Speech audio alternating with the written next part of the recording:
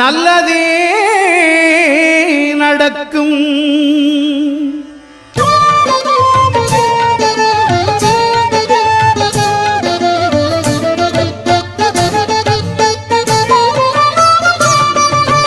9 கோளும் ஒன்றாய் காண